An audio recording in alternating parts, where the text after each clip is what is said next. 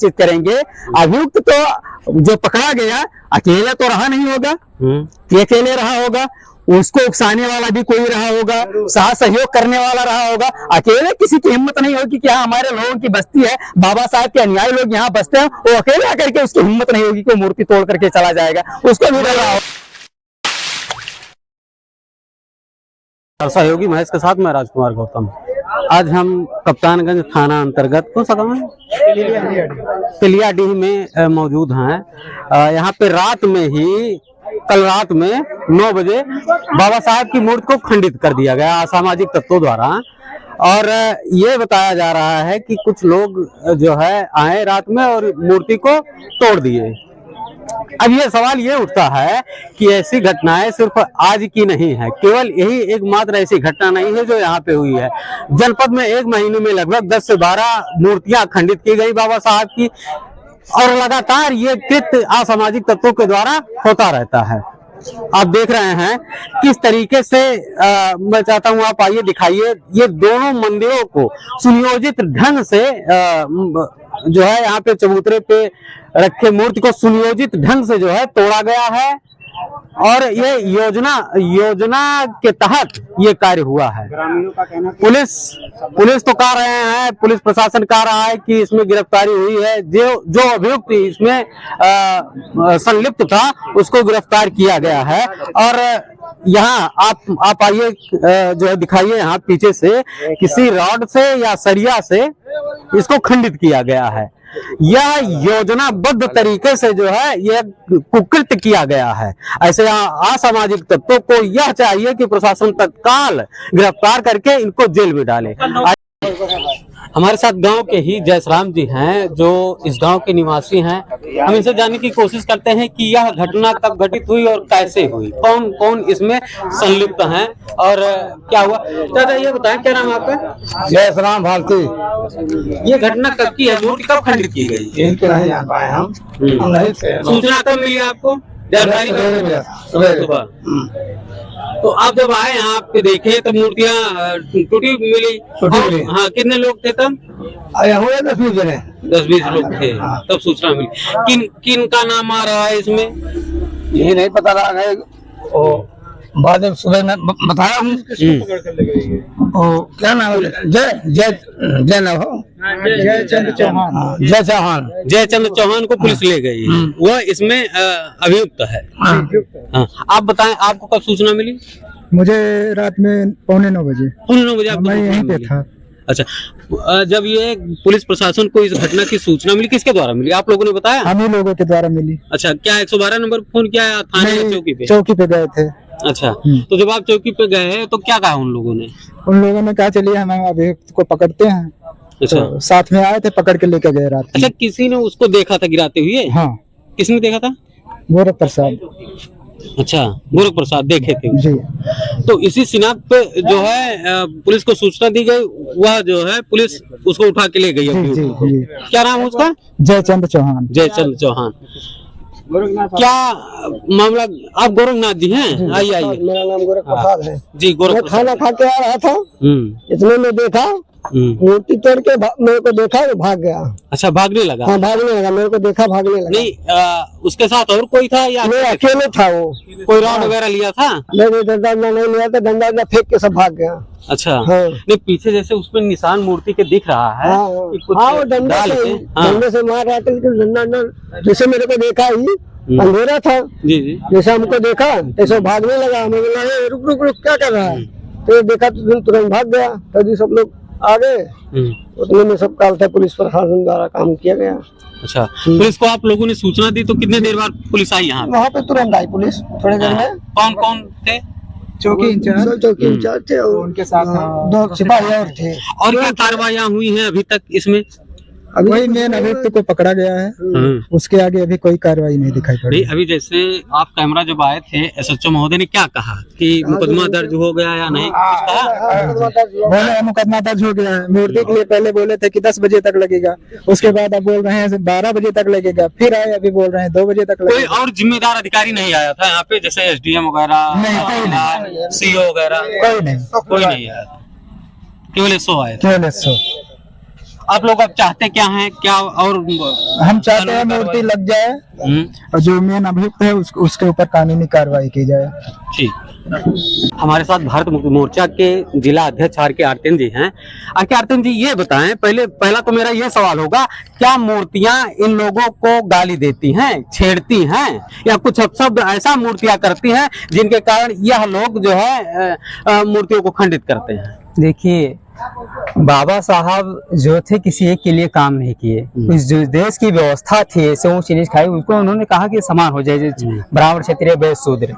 लेकिन जो ब्राह्मणों का शुरुआती दौर का जाल रहा है, ये जो मूर्तियां तोड़ने का काम किया गया, ये उससे हाथ नहीं तोड़े, इसके विचार जो बीच बीच में डाला गया, तोड़ा गया कि नहीं ये है, ये बाबा साहब चमारों के खाली है या विशेष जाति वर्ग के हैं, ये जो बार बार ठूसा जा रहा है, ये तुम्हारे देवी देवताओं को गाली दे रहे हैं, ऐसा उन लोगों के दिमाग में ठूसा गया है। यही जो पता चल रहा है कि यहाँ का जो तोड़ने वाला वो चौहान है। अभी हमारे डॉक्टर विजय प्रताप विक्रम चौहान जी हैं, जो वकीलों का संगठन उसके जिला अध्यक्ष हैं, वो बताते हैं जो ब्राह्मणों ने पैसा बनाया था उसमें हम लोगों को चूहा निकालने का काम दिया गया था। ये तो बाबा साहब के संविधान के बदौलत है कि आज हम लोग वकील बन करके घूम रहे हैं, डॉक्टर, मास्टर, कलेक्टर बन करके घूम रहे हैं। नहीं तो जो व्यवस्था में हमारे लोगों को मिला था, जो चौहान का काम मिला हुआ था, वो चूहा मारने का काम था।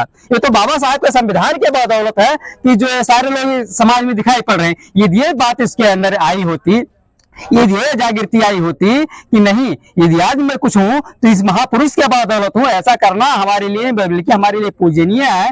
तो कहीं ना कहीं ब्राह्मणों का षड्यंत्र की जो लोगों के अंदर जा जा करके बाबा साहब के प्रति नफरत, चूंकि उनका धर्म ही धंधा है और काटो बाटो राज करो यही धंधा है, इस धंधे के शिकार हमारा जो मूल निवासी ओबीसी एससी एसटी समाज है वो हो रहा है। और उसका परिणाम कभी उसको सामने से आकर के आप लड़ते हुए नहीं देखेंगे, सामने से कभी उसने बाबा साहब की मूर्ति तोड़ी हो या जाकर के कुछ किया हो, ये हमारे लोगों के आगे करके ऐसा करवाने का काम करते हैं। बहुत सही आपका जवाब था, क्योंकि वास्तव में मूर्तियां ना गाली देती हैं, ना किसी को छेड़ती हैं, ना भौतिक प्रत्यक्ष रूप से या अप्रत्यक्ष रूप से मूर्तियां किसी को नुकसान नहीं पहुंचाती हैं। लेकिन हाँ, जिसकी मूर्तियां होती हैं, अगर उसके विचार बड़े काटकार होते हैं, बड़े तीखे होते हैं, तो उसके विचार ये असामाजिकता, तो ऊंच नीच का भेद फैलाने वाले बर्दाश्त नहीं कर पाते। इसीलिए आए दिन बाबा साहब की मूर्तियों का खंडन किया जाता है। आप बताएं इसमें, और जब आपको ये सूचना मिली कि मूर्तियां तोड़ी गई हैं, तो आपने क्या किया, क्या कार्रवाई जो है प्रशासन कर रही है? प्रशासन तो अभी तो सामने आप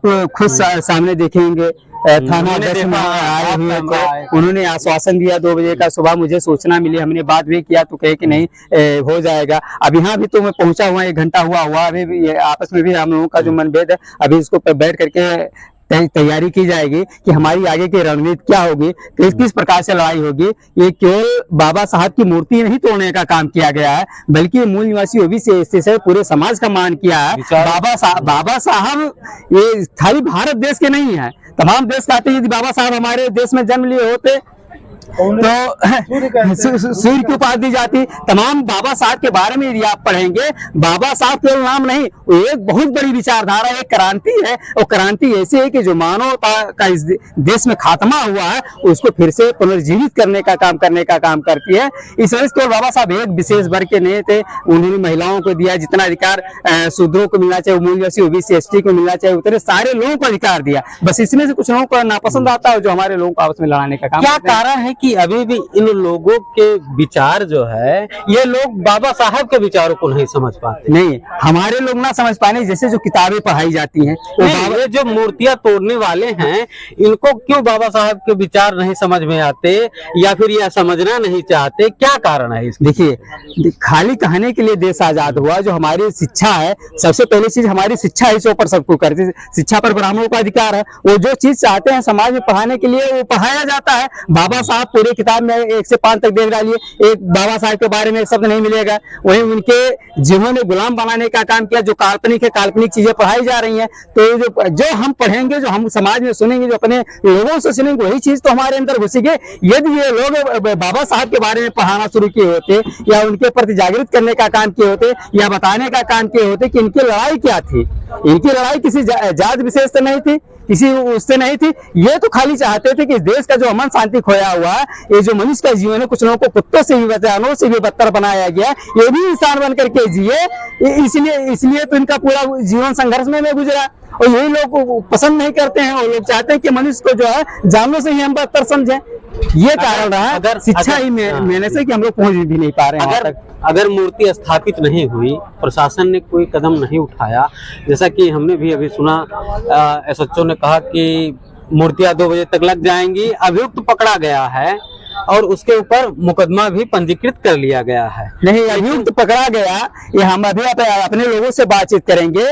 अभियुक्त तो जो पकड़ा गया अकेला तो रहा नहीं होगा, कि अकेले रहा होगा, उसको उकसाने वाला भी कोई रहा होगा, साथ सहयोग करने वाला रहा होगा। अकेले किसी की हिम्मत नहीं होगी कि हाँ हमारे लोगों की बस्ती है, बाबा साहब के अनुयायी लोग यहाँ बसते हैं, वो अकेले आकर के उसकी हिम्मत नहीं होगी कि वो मूर्ति तोड़ करके चला जाएगा, उसको भी डर रहा होगा। ये हमारे दर्शक ये भी जानना चाहेंगे कि अगर कार्रवाई ना हुई प्रशासनिक तौर पे, फौरी तौर पे जो बता रहे हैं, ये सारी चीजें अगर ना हुई तो आप लोग क्या करेंगे? अभी हमारे देखिए तमाम साथी यहाँ बैठे हुए हैं, तमाम संगठन से आए हुए लोग बैठे हुए हैं। अभी हम लोग ये रणनीति में तय करेंगे, यदि प्रशासन जिस तरीके से अभी तक यहाँ आने के बाद पता चला कि सुबह मूर्ति लगेगी, फिर 11 बजे लगेगी, 12 बजे लगी, अब 2 बजे का समय लिया जा रहा है, तो कहीं ना कहीं प्रशासन भी चाह रही कि ये लोग कुछ करें। तो अभी मैं अपने सभी साथियों के साथ बैठक करने के बाद एक रणनीति बनेगी कि ये 2 बजे तक मूर्ति नहीं लगाते हैं साथ सम्मान, तो फिर हम लोग क्या करेंगे। बहुत बहुत धन्यवाद। हमारे साथ आजाद समाज पार्टी के विधानसभा अध्यक्ष हैं, आप अपना परिचय दीजिए। क्या? मेरा नाम टार्जन माइकल है, भीम आर्मी आजाद समाज पार्टी विधानसभा अध्यक्ष हरिया 307 से। और यहाँ पे जो है मूर्ति खंडित किया गया। कुछ आपको जानकारी कब मिली कि मूर्ति खंडित की गई? मुझे सुबह 7 बजे फोन आता है, जो हमारे कुछ लोग फोन करते हैं कि भैया की मूर्ति तोड़ी गई है इस गांव में, जो हम यहाँ पे आए इस गांव में, और देखिए खंडित किया गया मूर्ति को। ये देखिए आप, जो खंडित कर दिया गया। तो यहाँ पे जो है चौकी इंचार्ज साहब आए, चौकी इंचार्ज साहब बताए कि हमें 1 घंटे में मूर्ति पूरा स्थापित किया जाएगा। लेकिन 1 घंटा बीत जाने के बाद हमने एसएचओ साहब से बात किया, एसएचओ साहब बताएं कि भैया 12:30 बजे तक मूर्ति स्थापित किया जाएगा।